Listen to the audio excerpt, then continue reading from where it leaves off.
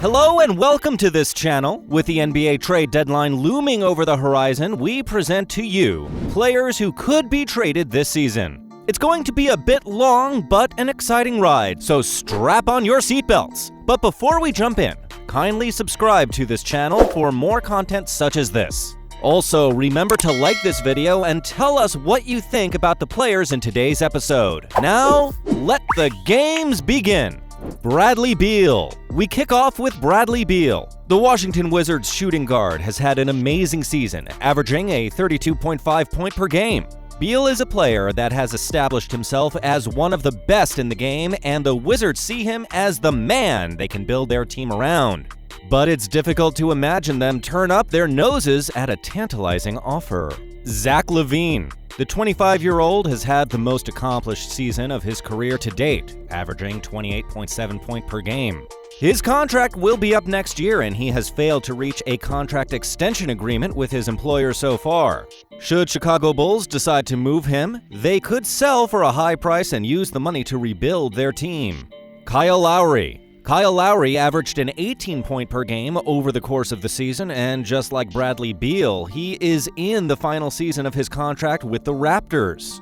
He is rumored to be the target of the Miami Heat to help turn their fortunes around. Though both have denied such rumors, the Heat is very unlikely to reject an offer way above $30 million. Kristaps Porzingis. The Dallas Mavericks number 6 has flattered to deceive on many occasions. His inconsistency has led to rumors of him being traded off this season. He is an average player who, on a good day, can make deep threes and put in the defensive work. It is believed that he was offered to the Warriors, but no concrete news has come out yet. Victor Oladipo. A foot injury has blighted the season of the Houston Rockets small forward. That injury has prevented the Rockets from properly evaluating their number 7, as he has only played in 15 games this season. His contract will be expiring soon, so he'll likely be traded. John Collins. John Collins of the Atlanta Hawks will be a restricted free agent due to his failure to sign a contract extension. Lauri Markkanen. Though a shoulder injury has marred his season, Markkanen has showed us glimpses of brilliance. His 14 games saw him make more accurate three-pointers than his entire career. He has failed to sign a contract extension, but a sign-and-trade deal looks like a viable option. Lonzo Ball. The Pelicans opted not to sign Ball on a contract extension, thus he was available in January. However, Ball has improved dramatically these past few months, especially in his passing and defensive duties. The Pelicans are better off not trading him, or at least until his price goes up. Josh Hart. Averaging a measly 9.2 points per game, it is not far-fetched to think that the Pelicans would be trading him this season.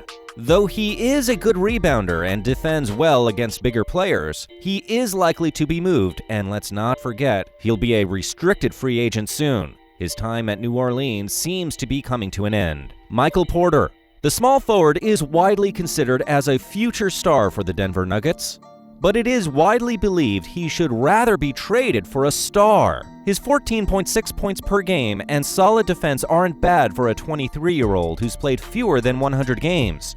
However, his back injuries should be a major source of concern for potential suitors. Larry Nance. The Cleveland Cavs defense has suffered as a result of Nance's absence due to a broken finger he suffered. His stock has since risen, and rumors have it that a handful of teams, including the Heat and Celtics, have inquired about the availability of the power forward. If the Cavs opt to sell him, then he may be offered at a cutthroat price, given that he still has 3 more years on his contract. Kelly Oubre Jr. Kelly Oubre's future at the Warriors has been up in the air since the beginning of the season. Though he has managed to put in some admirable performances recently, it hasn't been enough to turn around his fortunes. Kelly is an awesome player, and the Warriors would have themselves to blame if they let him go for a song. Marvin Bagley III. Though he has managed 14.1 average points per game, he has struggled in the defense department. If the Kings decide to trade him now, they may get good money. If they decide to keep him, he could go on to be a future star. Currently, not many teams are gunning for the 21-year-old, but let's see what the future holds. Richaun Holmes. The Sacramento Kings player has made known his desire to stay come the end of the desire. The question, however, is are the Kings willing to keep him on their payroll? The Kings can only use cap space to re-sign him if he hits unrestricted free agency. Harrison Barnes. The Boston Celtics are willing to sign Harrison Barnes, but would the Sacramento Kings sell a player who is doing exactly what they expected of him? Barnes has improved a lot in his free throws and assists, though his usage on the court has been the same as the 2019-2020 season. Buddy Hield. The Sacramento Kings may sell Buddy to make way for the young and talented Tyrese Halliburton. Over the years, Buddy's efficiency and impact on the team have waned and has become a good candidate for this summer's trade. Andre Drummond. The Cleveland Cavs center seems to be heading towards the exit door. But which team would be willing to take on a 27-year-old who is prone to injury? Kevin Love. Kevin Love, who suffered an injury during preseason and aggravated it in a match against the Philadelphia 76ers, is set to return soon. The Cavs' power forward is known for his wonderful offensive play and glasswork. Teams would have lined up for him, but his salary seems to be an obstacle. Al Horford. The 34-year-old has been a productive player for the OKC, so trading him off would not be that straightforward. That is not the only problem. His $27.5 million salary and that $53 million he is owed over the next 2 seasons means that negotiations will be very complicated. DeMar DeRozan. The San Antonio Spurs small forward has been incredible this season. The 31-year-old averaged 20.3 points per game over the course of the season, and if Spurs are aiming at short-term winning, then they may not trade him. LaMarcus Aldridge. Aldridge has not had a stellar season so far. His powers have waned, and from the look of things, he'll likely be traded this season. He has a 15% trade bonus inserted in his contract, which could end in a buyout. Otto Porter. The 23-year-old is more than likely to be traded this season, however, it all depends on his performance leading up to the end of the season. Injuries, too, have not helped his course, as he missed 15 games prior to the All-Star break. Well, let's see how the story unfolds. Nikola Vucevic. Skilled big players are a thing to watch in the NBA, and Vucevic is definitely one of them. That is why Orlando does not want to trade him. Averaging 24.6 points per game and improving his long-range game, it is hard to see Vucevic going elsewhere, at least for this season. Evan Fournier.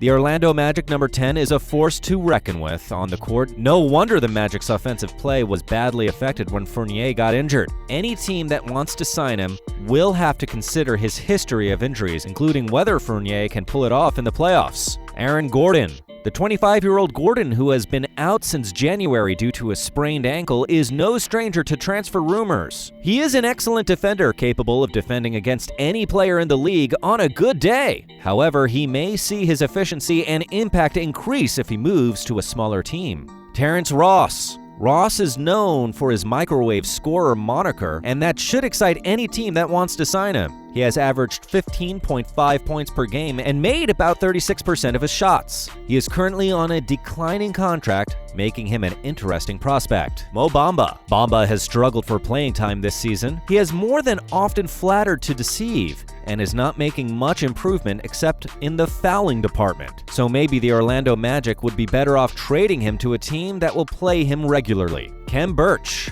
Birch has averaged a measly 5.9 points per game, and though he has not had much playing time, he is a reliable player coming off the bench. He would definitely do well in a second-tier playoff team with his excellent screen setting and rim protection. Eric Gordon. Gordon has struggled for game time this season and has not played in the last 3 matches of the Rockets. The shooting guard is expected to miss 4 to 6 weeks due to a groin injury he has suffered against Sacramento. He is currently on an impressive run, scoring a career high of 21.9 points per 36 minutes. Buying Gordon should be a good deal for any team. Norman Powell. Norman Powell has been on an excellent streak, scoring an impressive 20.7 points per 36 minutes on 62.3% true shooting. Teams looking for a guard who is in a great scoring form could come for him, or Orlando might just keep him to upgrade their roster. George Hill. For a player who has made 61.9% of his two-pointers in 14 games, Hill is definitely a player whose contribution will improve any team. J.J. Redick. The New Orleans point guard had a poor start to the season, but has picked up the pieces since his role was adjusted. Trading the veteran will make sense, since the Pelicans have too many options available to the backcourt. Garrett Temple. With 8.8 points per game, Temple has made more impact on his team. Trading him isn't ideal if the Bulls want to be in the playoffs. However, if they are planning for the long term, his sale should be on the cards. Lou Williams. Lou Williams has been on the trade list for a long time. Given that the Clippers see him as a pivotal player, they may not be tempted to trade, but his minutes on the court have been dwindling since last year. However, if teams come hunting for players at the Clippers, the choicest kill would be Williams. Wayne Ellington. Having sold Derrick Rose and on the verge of selling Griffin, the Pistons would be looking to offload their number 8 this season. Though he began his season in blistering form, he has since gone off the radar. His minimum contract means trading him won't be difficult. Patty Mills. Patty Mills' situation presents a conundrum. His age and contract, coupled with the fact that he's playing for a team that likes using youngsters, is definitely a candidate for a trade. However, his impact on the Spurs team cannot be understated. Spurs won't give him up without a fight, though. Will Barton. The Denver Nuggets shooting guard has been inconsistent, though he showed glimpses of his brilliance in his team's run-up to the All-Star break. However, it remains to be seen whether Denver will re-sign him, as his $14.7 million contract is running out in a few months. And that'll be all for today's episode. What do you think of today's list? Which players are more likely to be traded off? Let's know your thoughts in the comment section. If you like this video, then hit the like button. Also, remember to subscribe to this channel for more sports updates. Thanks for watching.